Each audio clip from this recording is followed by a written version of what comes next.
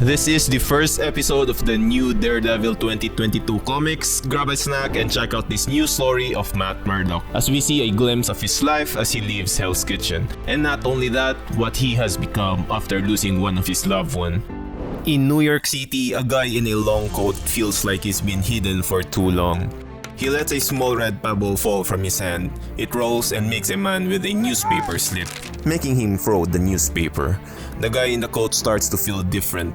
A boy walks away from his mom and crosses the road while the coat guy talks about things not being clear and how to help others and the world.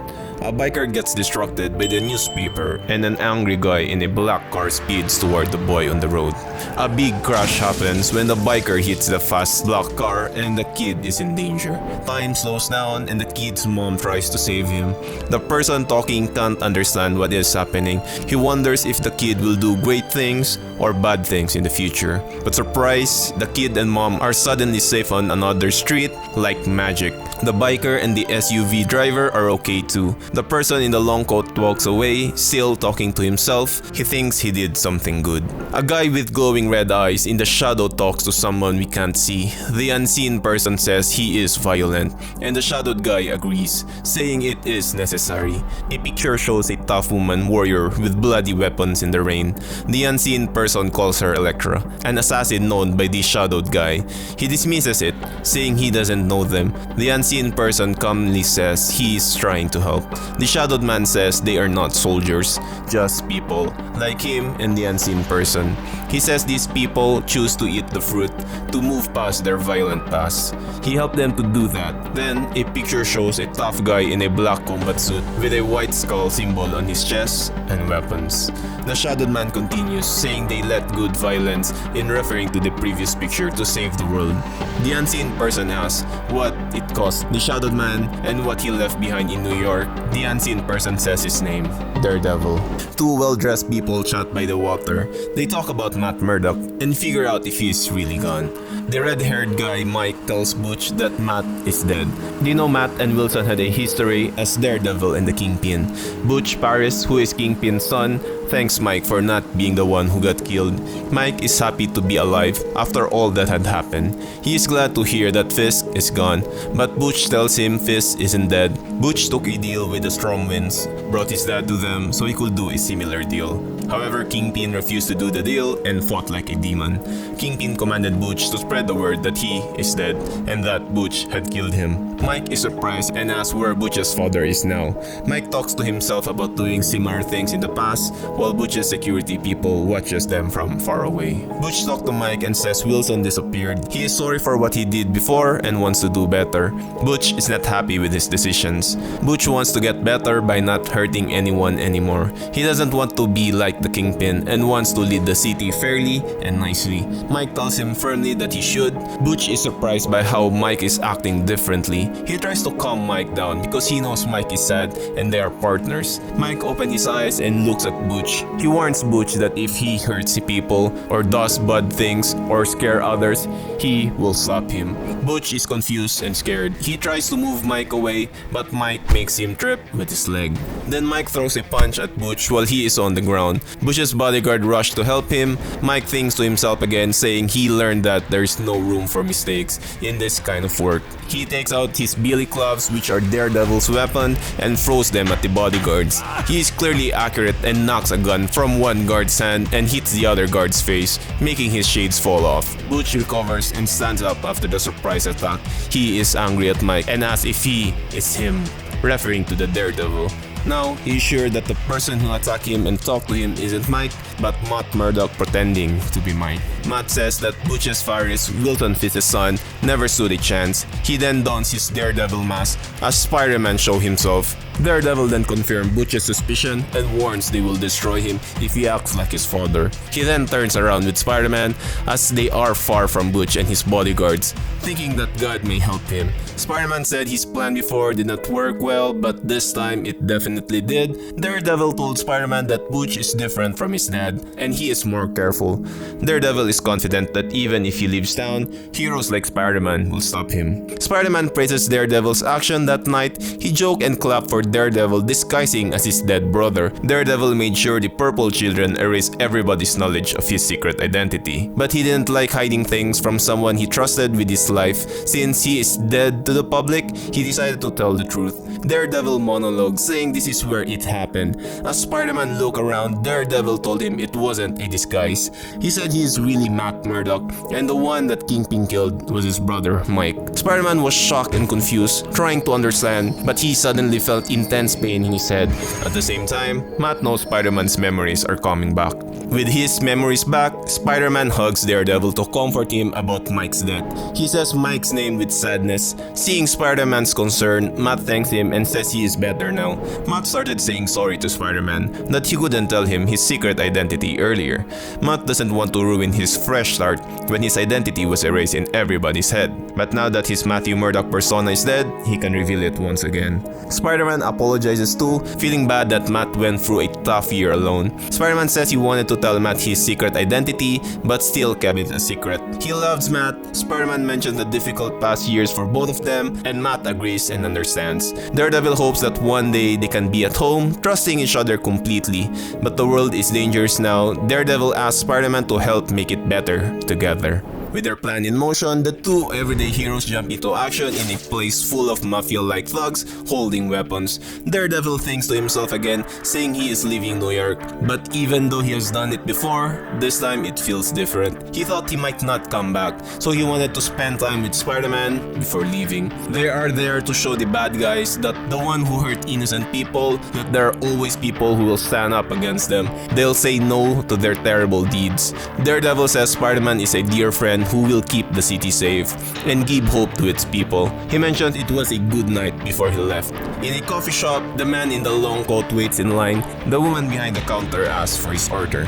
Inside his head, he tells himself to take his time and says he is not sure about his order. He tries to ask about different coffee drinks, but a guy behind him complains loudly. The man in the coat says he shouldn't have too much caffeine and asks for a small amount. The guy behind him rudely speaks for everyone, saying they are all late for work. The man in the coat eventually leaves with his order. The blonde guy who was rude earlier looks angry. The voice in the man's head tells him to trust it and not to worry. The voice has been helping him notice things he missed, like a suspicious person with a gun on a bus. The voice even calls him by name, Matt, and even signals for help. After their tour under the city, Spider-Man swings away while Daredevil rests on a rooftop. Matt is happy he stayed a few days to see Spidey and say goodbye to Foggy and fix things with someone. But his thoughts change when he feels the warm sun on his face and panics. He checks his audio clock, it's 8:20 a.m. Kirsten is seen in a cab going somewhere. Daredevil hurries down the streets, using his billy clubs like Spider-Man to move quickly. He is upset with himself for losing track of time because Kirsten is leaving that day. Daredevil quickly jumps between buildings, trying to be faster. He doesn't want Kirsten to leave without talking to her. He remembers their kiss and tells himself she needs to know deep down that he is Daredevil, the hero who never got over her and is still alive. Meanwhile, another man in a silver trench coat gets off a bus by the same coffee shop. He points out that the bald man wasn't respected and bought a gun out of town. He has been holding it every night. The bald man plans to use the gun on his boss Nichols today. He is imagined doing it while laughing. He walks by the blonde jerk from the coffee shop and spills the jerk's drink. The jerk insults him, calling him a loser. The bald man doesn't let it go. Many people have laughed at him, and he pulls out the gun. He aims at the jerk with emotionless eyes, pulls the trigger, and Daredevil hears it from afar. The bald guy sees Daredevil coming towards him. He says he didn't shoot the blonde guy and pleads to be allowed to go to work. But instead of understanding, Daredevil physically confronts him. Daredevil approaches the injured man and tells onlookers to leave. He holds the man's hand tightly, assuring him help is coming. The injured man weakly replies, struggling to speak. He says he doesn't want to die as he bleeds from his gunshot wound. Sadly, the man's final words came too late and he passed away. Daredevil felt powerless as the man lay dead on the ground. In his thoughts, he mentioned that the man's heart stopped because he lost too much blood. Since there was nothing he could do, Daredevil stood up and prepared to go. Daredevil swung above the traffic in New York, feeling bad about leaving the man behind even though he knew there was little he could do. He hoped there might still be a chance for something better. The chance he talked about was a way to help himself. He reaches the train platform where Kristen got on before. People waiting for the next train are surprised and puzzled by his sudden appearance. Matt realizes he missed the last train. Feeling defeated, he kneels and watches the train vanish into the distance. A voice calls out to him asking if he is alright. The voice that talked to Daredevil belonged to a guy named Robert Goldman, often called Goldie. Matt looks at Goldie, feeling confused. He remembers that he and Foggy were in law school with Goldie, who prosecuted him for a murder case. Matt wonders why Goldie is there. To avoid suspicion, Daredevil thanks Goldie and says he is okay, just that he missed his train. Goldie agrees and continues to say it's like an alarm clock that doesn't go off, or a cab that takes a wrong turn. And the next thing you know, she's gone, which left Daredevil puzzled.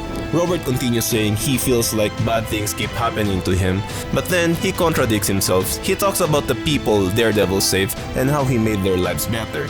He adds, a bit sarcastically, that a little more heartbreak is worth it for the lives he has saved. Goldie asks Matt directly, using his name.